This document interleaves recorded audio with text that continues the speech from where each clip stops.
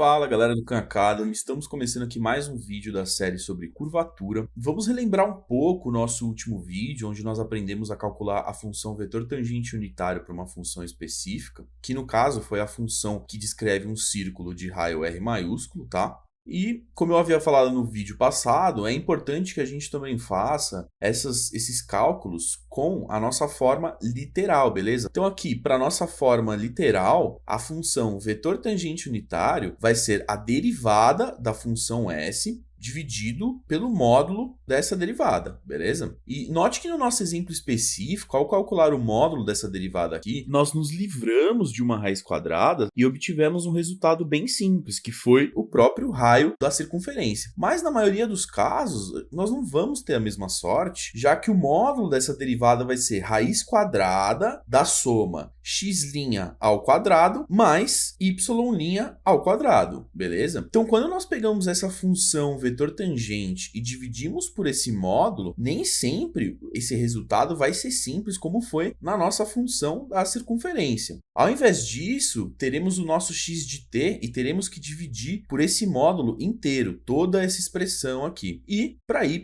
a mesma coisa, dividir pela expressão inteira do módulo. E agora que nós já temos a função do vetor tangente unitário, o que temos que fazer é encontrar a taxa de variação dessa função, ou seja, temos que derivar novamente a função vetor tangente unitário, que já advém de uma derivada, só que dessa vez nós não vamos diferenciar esse dt em relação a dt minúsculo de novo, beleza? Nós vamos fazer o seguinte, nós vamos ter que diferenciar esse dt em relação ao ds, que é o nosso comprimento de ar, que já explicamos, beleza? E por fim, tirar o módulo dessa taxa de variação, já que se você se lembrar da nossa segunda aula, nós queremos um número absoluto para representar a curvatura e não um vetor, beleza? E esse cálculo dessa nossa segunda derivada, que é a própria curvatura, ele vai ser feito da seguinte forma, dt sobre ds minúsculo, tá? Vai ser igual a dt maiúsculo por dt minúsculo, vamos tirar o módulo dessa derivada, dividido pelo módulo também de ds maiúsculo, tá? Que é a nossa função vetorial lá, a primeira, por dt minúsculo, beleza? Essa parte aqui é um pouco complicada, mas o que você pode pensar é que ao fazer essa divisão aqui, nós estaremos cancelando esses dt's e, no fim, iremos obter dt por ds, que é justamente o que a gente quer. No vídeo passado, eu comentei que talvez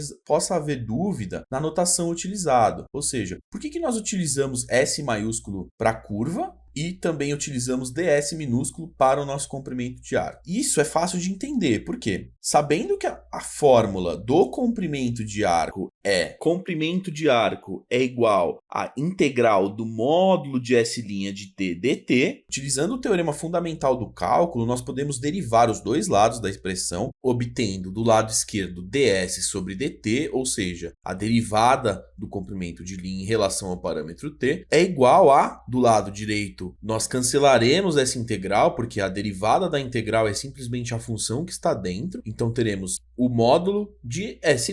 Então, aqui a gente chega à conclusão de que o ds por dt vai ser nada mais, nada menos do que o módulo da primeira derivada da nossa função S maiúsculo, beleza? Então, como eu estava falando, você pode interpretar isso aqui, essa fórmula aqui da curvatura, como cancelando esses dt's nós obtemos dt sobre ds, beleza? Ou você pode pensar da seguinte maneira, quando nós temos a função vetor tangente como uma função de t minúsculo, nós não sabemos a sua mudança em relação ao comprimento de arco, mas nós sabemos a sua variação em relação ao próprio parâmetro t. E a partir dessa derivada, nós podemos pegar um fator de correção, que é justamente esse ds por dt, e corrigir, obtendo a nossa variação do vetor tangente em relação ao comprimento de arco. Então, aplicando essa fórmula aqui para a nossa função específica, que é a nossa função do círculo, nós temos dt maiúsculo por dt minúsculo, que é menos cosseno e menos seno, tá bom? Tirando a derivada aqui já da primeira derivada, então nós já estamos tirando a segunda derivada da nossa função, e ao calcular o módulo dessa função de novo, que é a segunda derivada do nosso s, da nossa função original, nós iremos obter seno quadrado mais cosseno quadrado novamente, que já sabemos que é igual a 1. Então, o módulo dessa função aqui, dessa segunda derivada da função s, ele vai ser igual a 1. Então, já temos aqui 1 dividido. E o módulo de ds dt, nós já encontramos. Esse módulo vai ser r, beleza? Então, nós temos aqui dt sobre ds, o módulo de dt por ds, beleza? Ele vai ser 1, que é o módulo da segunda derivada da função s, beleza? Ou dt maiúsculo por dt, como você quiser interpretar, dividido pelo módulo da primeira derivada da nossa função s, que vai ser r. Então, teremos aqui a curvatura 1 sobre r. E se você se lembrar da nossa primeira e da nossa segunda aula, 1 dividido pelo raio de curvatura é justamente como nós definimos a curvatura lá nos primeiros vídeos. E isso faz todo sentido, já que a curvatura de uma circunferência de raio r é justamente o inverso do próprio raio da circunferência, beleza?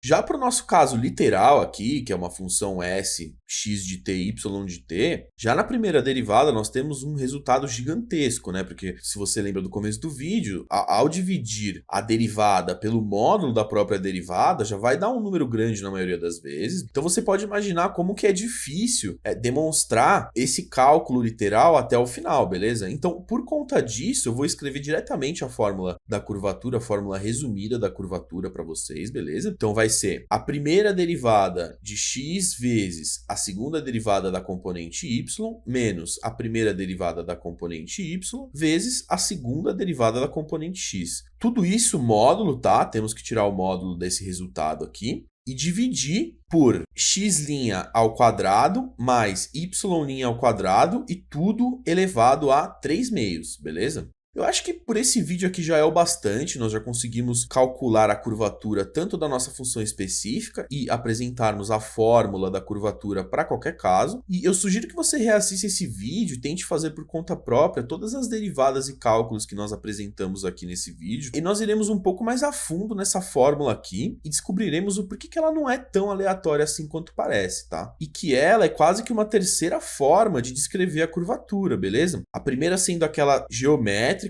tá? Do círculo lá, do raio de curvatura, beleza? A segunda sendo a definição matemática, que é o módulo de dt maiúsculo por ds, ou seja, a variação da função vetor tangente unitário pela variação do comprimento de arco, tá? E essa que seria a terceira, claro. E todas são equivalentes, beleza? Mas esse assunto nós vamos discutir melhor no próximo vídeo, tá? Então é isso, galera do Khan Academy. Até o próximo vídeo.